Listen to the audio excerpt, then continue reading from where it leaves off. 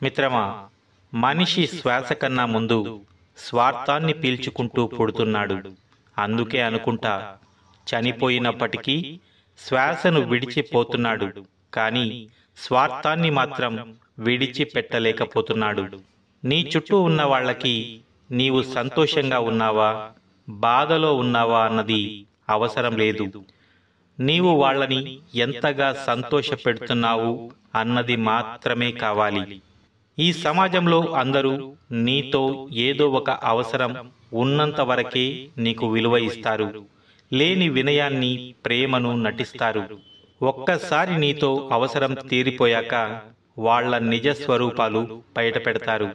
ఈ ప్రపంచంలో 90% ప్రజలు మరొకరి దగ్గర వాళ్ళ మంచితనాన్ని చెప్పుకోవడం కోసం మూడో వ్యక్తి గురించి చెడ్డగా మాట్లాడతారు. వెంట ఉంటా అన్నవాడే వెన్నుపోటు పొడుస్తున్నాడు, తోడు ఉంటా అనేవాడే తొక్కేస్తున్నాడు. అందరూ నీ ముందర నటించేవాళ్లే. నీకు వాళ్ళ అవసరం ఉన్నంత వరకు వేడుకుంటారు, అవసరానికి వాడుకుంటారు. అవసరం తీరిపోయాక నీతో ఆడుకుంటారు. ఇదే సమాజం తీరు. సంపాదించే తెలివి ఉన్నవాళ్ళు పోగొట్టుకున్న దాని గురించి ఆలోచించరు.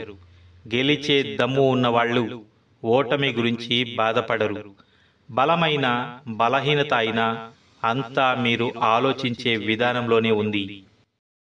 చదువుకుని నేర్చుకున్న అక్షరం, కష్టపడి నేర్చుకున్న పని జీవితంలో ఎప్పటికైనా నిన్ను ఉన్నత స్థాయికి చేర్చుతాయి. తెలిసి చేసినా తెలియక చేసినా తప్పు తప్పే. తప్పు చేశామని తెలిసిన తర్వాత కూడా మనల్ని మనం సమర్థించుకుంటే అది ఇంకా పెద్ద తప్పు.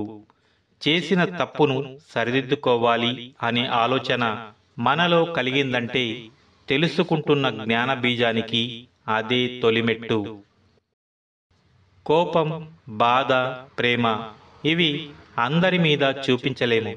మనం ఇష్టపడే వారి మీద, ప్రేమించిన వారి మీద మాత్రమే చూపించగలం. మీరెంత తిట్టినా, బాధ పెట్టినా వారు మీకోసం ఏదైనా భరిస్తారు. అలాంటి వారిని అస్సలు వదులుకోకండి. మీరు దూరం అయితే వాళ్ళు తట్టుకోలేరు అని గుర్తించుకోండి. కడుపుకి పడని ఆహారం తిని అవస్థపడకండి. కలుపు గోలుతనం లేని బంధాలను చేరి అవమానపడకండి. మనం వెతుక్కుంటూ వెళ్ళిన ప్రేమ ఎంతకాలం మనకు తోడు ఉంటుందో తెలియదు, కానీ మనల్ని వెతుక్కుంటూ వచ్చే ప్రేమ మాత్రం మన మరణం వరకు తోడుగానే ఉంటుంది. మంచి మాటలు ఎప్పుడు వింతగానే అనిపిస్తాయి.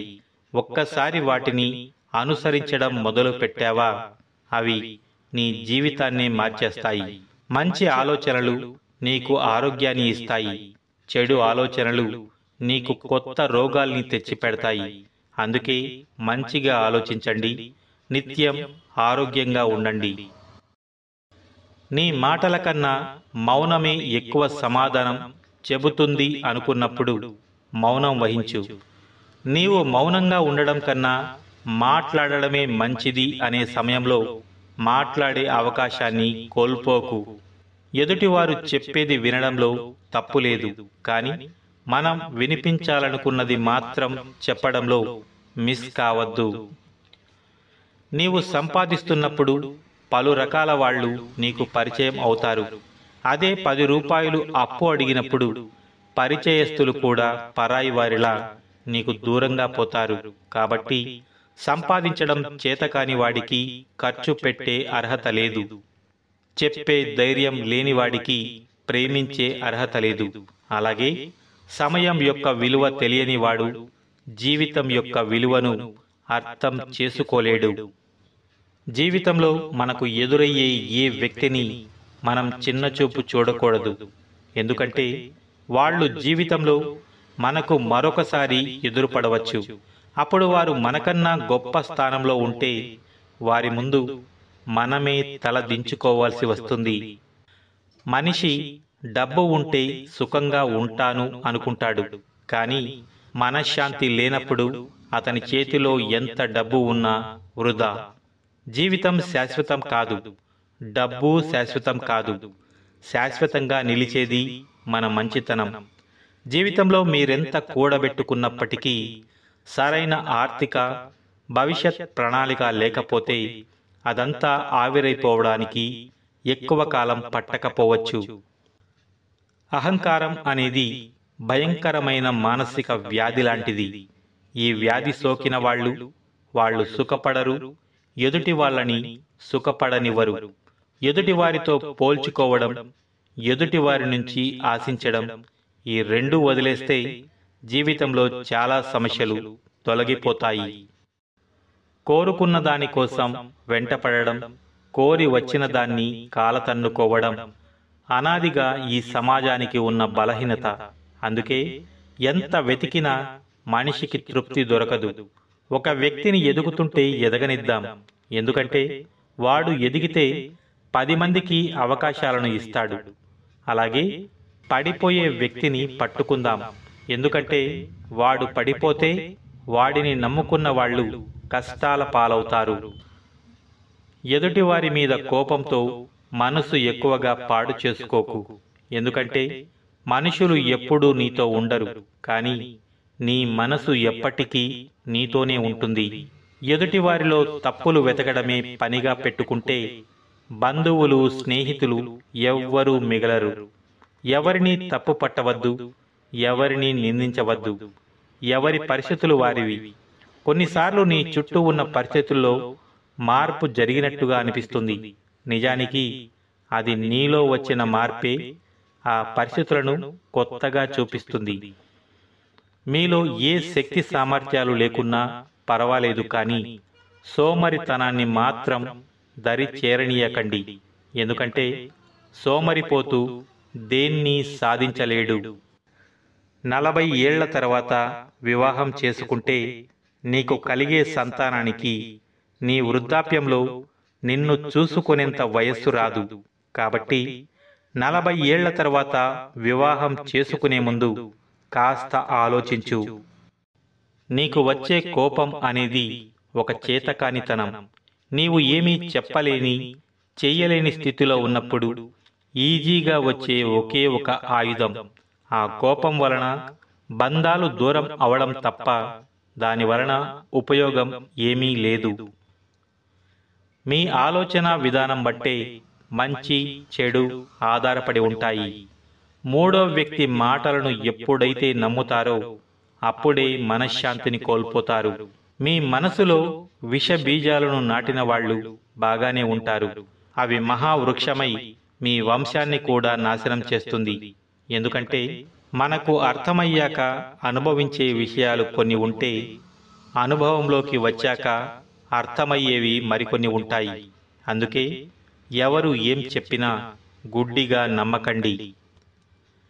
మనం ఎంత ఇష్టపడితే అంత అలుసైపోతాము. మనం ఎంత ప్రేమిస్తే అంత బాధపడతాము. మనం ఎంత నమ్మితే మనకు అంత ద్రోహం జరుగుతుంది. నిన్ను ప్రేమించే బంధాన్ని ప్రేమించడం మొదలు పెడితే చాలు. నిన్ను ద్వేషించే వ్యక్తుల గురించి ఆలోచించే టైం నీ దగ్గర ఉండదు. ముందు ఉన్న కాలికి గర్వం లేదు, వెనక ఉన్న కాలికి అవమానం లేదు.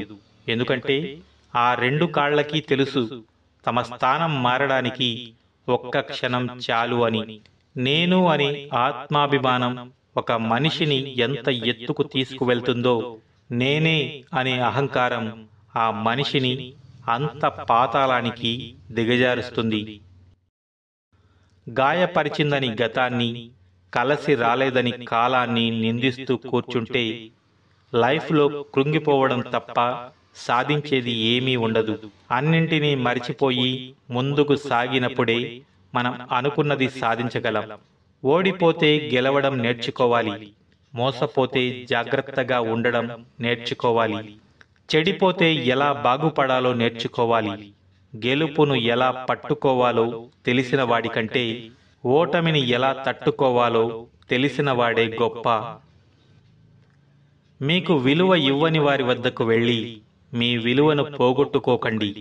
మీ అభివృద్ధిని చూసి ఈర్ష్యపడేవారికి దూరంగా ఉండండి. మీ ముందు ఒకలా, మీ వెనుక మరోలా ఉండేవారిని దూరం పెట్టండి. మీ మాటకు విలువ ఉన్న చోట అడగకపోయినా సమాధానం దొరుకుతుంది. అదే మీ మాటకు విలువ లేని చోట మీరెంత అడిగినా సమాధానం దొరకదు. కాబట్టి మిమ్మల్ని అభిమానించే వాళ్ళని, ప్రేమించే వాళ్ళని, మీకు సహాయం చేసిన వాళ్ళని ఎప్పటికీ దూరం చేసుకోకండి.